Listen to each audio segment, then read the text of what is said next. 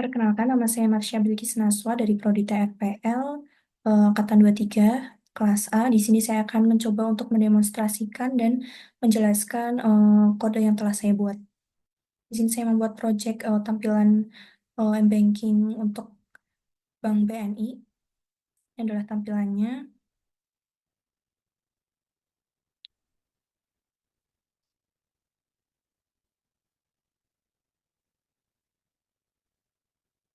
Jadi yang pertama di sini saya akan menjelaskan libsversion.toml. Jadi file ini di sini saya menambahkan navigation di versionnya, kemudian navigation fragment dan navigation UI di librariesnya, dan navigation di pluginnya. Kemudian kita beralih ke file yang build.gradle.kts. Di sini saya menambahkan alias Libs plugin navigation di bagian plugin, kemudian build feature dengan view binding sama dengan true. Kemudian saya menambahkan implementation Libs navigation fragment dan navigation UI di dependency. Kemudian kita beralih ke navigation. Di sini saya membuat folder navigation yang berisi file bottom_navigation.xml. Jadi file ini membantu mengelola navigasi antar fragmen di dalam aplikasi secara terstruktur. Jadi di sini terdapat 4 fragmen. Fragmen yang pertama adalah home fragment, kemudian fragmen yang kedua adalah mutasi fragmen, kemudian yang ketiga adalah fragmen inbox fragmen, dan yang keempat adalah fragmen profile fragmen. Di sini saya mencoba menarik garis eh, dari fragmen ke profile fragmen. Jadi ketika kita menarik garis ini, otomatis di sini akan eh, muncul kode ini secara otomatis, take action. Jadi take action ini mengatur navigasi dari satu fragmen ke fragmen lainnya. Di sini berarti dari home fragment ke profile fragment, seperti itu. Kemudian kita beralih ke folder menu. Jadi di dalam folder menu ini terdapat file bottom_navigation_menu. Jadi file ini membantu bottom navigation menampilkan pilihan navigasi sesuai fragmen yang sudah didefinisikan di navigation fragment. Ini ditandai dengan tag item ini untuk home fragment, ini untuk mutasi fragment, inbox fragment, dan profile fragment. Perlu digarisbawahi bahwa ID ini yang ada di folder menu ini harus sama dengan yang ada di navigation. Home fragment, di sini home fragment, maka di sini juga home fragment, dan seterusnya. Kemudian untuk Android icon, jadi icon home ini, di sini saya membuat folder file_home di drawable. Kemudian di profile fragment, saya juga melakukan yang sama. Di sini saya membuat file_profile di drawable. Jadi tujuannya itu untuk apa? Jadi ketika kita berada di halaman beranda atau home, maka icon home yang awalnya itu hanya outline akan berubah menjadi uh, fill putih gitu, atau jadi warna putih. Nih, yang awalnya outline jadi seperti ini ketika kita klik gitu. Saya akan coba tunjukkan kodenya. Yang pertama ada fulfill home. Oh ini, fill home, sorry. Ini state check true, state check false. Jadi ketika diklik, akan muncul icon ini. Iconnya akan berubah menjadi seperti ini. Dan ketika kita tidak klik atau beralih ke fragmen lain, maka akan menjadi hanya garisnya saja atau outline seperti itu. Profil juga sama. Kemudian selanjutnya saya akan menjelaskan folder layout. Jadi di folder layout ini saya membuat 5 file begitu. Yang pertama saya akan membahas yang activity_main. Jadi file activity underscore main ini digunakan untuk menentukan bagaimana tampilan utama aplikasi dengan navigasi berbasis fragmen dan navigasi bawah tampil layar. Maksudnya itu seperti ini. Ini untuk fragmennya, segini ini untuk fragmennya, dan kotak ini, kotak bawah ini untuk bottom navigation-nya. Seperti itu. Di sini saya menggunakan constraint layout, navus fragment. Ini untuk fragmen-fragmen seperti fragmen home, fragmen inbox, fragmen mutasi, dan fragmen profile. Sedangkan yang ini adalah untuk bottom navigation-nya.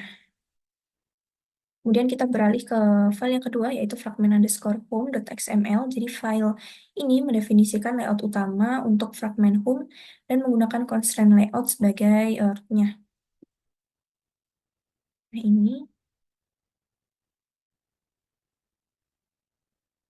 ini adalah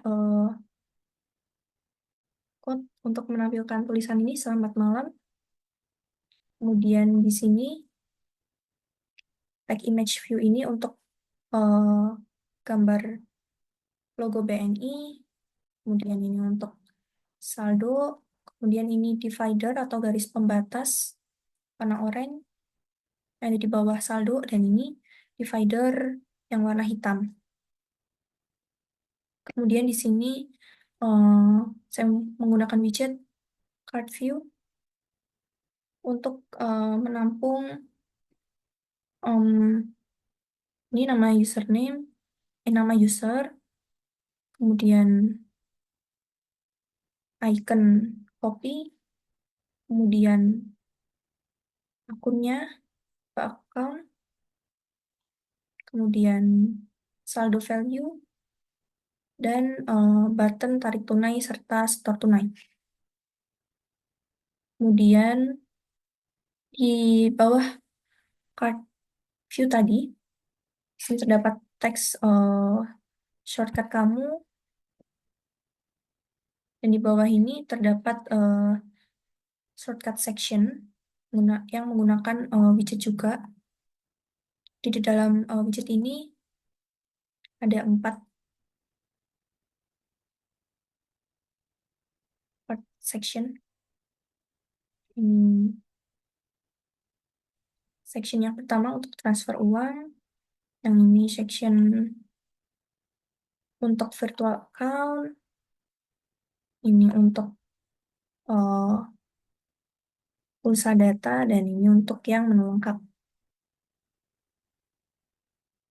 Kemudian di sini terdapat text view untuk tulisan inside BNI. Kemudian di bawahnya terdapat gambar-gambar. Di sini saya menggunakan horizontal scroll view agar bisa di-scroll secara horizontal ke samping. Ini saya lebarkan, saya geser seperti ini.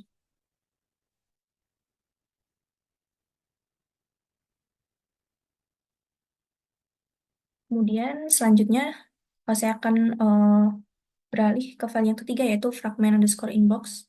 Ini untuk fragment inbox. Di sini saya hanya menuliskan keterangan bahwa ini inbox, teks di sini. Kemudian fragmen mutasi juga sama. Di sini saya menambahkan keterangan ini mutasi di teks. Dan selanjutnya kita beralih ke fragment underscore profile.xml.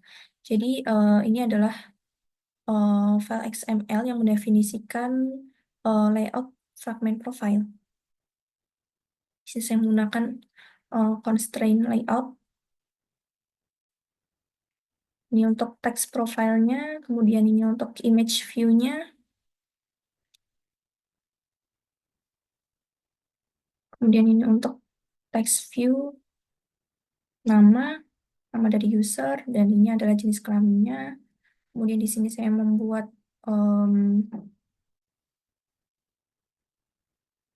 field untuk ubah email, kemudian untuk ubah password, ubah telepon, dan ubah tanggal lahir. Seperti itu. Setelah kita membahas folder layout, kita beralih Yang pertama main activity. Jadi di main activity ini terdapat ini adalah metode yang dipanggil saat aplikasi pertama kali dijalankan. Jadi kita memanggil super on create untuk memastikan semuanya dimulai dengan baik. Kemudian binding diatur untuk menumbuhkan elemen UI dari logout dan set content view menampilkan layout utama di layar. Kemudian untuk bottom navigation view setup with nav controller. Nav controller ini menghubungkan menu navigasi di bagian bawah layar dengan nav controller sehingga pengguna dapat berpindah antar fragmen dengan mudah. Itu diatur di kode ini. Kemudian kita beralih ke home fragment. Jadi ini terdapat kelas home fragment. Ini kode ini untuk mendeklarasikan variabelnya. Kemudian kode ini mengambil metode superclass untuk memastikan bahwa fragmen diinisialisasi dengan benar. Dan mengambil argumen dari bundle jika ada yang menyimpannya di param 1 dan param 2. Kemudian kode ini menginflate layout fragmen menggunakan view binding, menyimpan referensi ke objek binding dalam binding, dan mengembalikan root view dari binding untuk ditampilkan. Dan ini untuk companion object. Di companion object ini memungkinkan pembuatan metode statis dalam kelas. New instance ini metode untuk mengembalikan instance baru. Ini new instance dari home fragment dengan parameter yang diberikan. Jadi new instance ini menyimpan argumen dalam bundle sehingga dapat diambil saat fragmen dibuat.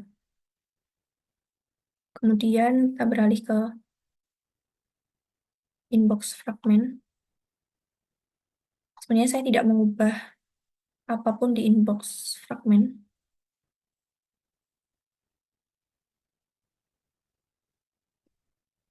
Kemudian di mutasi fragmen juga sama. Dan kita langsung saja ke profile fragment. Jadi ini kelas profile fragment. Di sini terdapat metode onCreateView yang dipanggil untuk membuat tampilan layout dari fragmen. Dengan parameter inflator digunakan untuk mengubah file XML menjadi object view. Kemudian parameter container, ini adalah tampilan fragmen. Ini adalah tampungan di mana tampilan fragmen akan diletakkan. Kemudian save instance state, ini menyimpan data yang bisa digunakan saat fragmen dihidupkan kembali. Oke. Selanjutnya, di sini saya akan mencoba untuk merun di device saya. Baik, selanjutnya di sini saya akan mencoba untuk menjalankan app ini di ponsel saya. Kita klik. Ini adalah tampilan dari beranda atau home. Kemudian di sini adalah tampilan dari profile.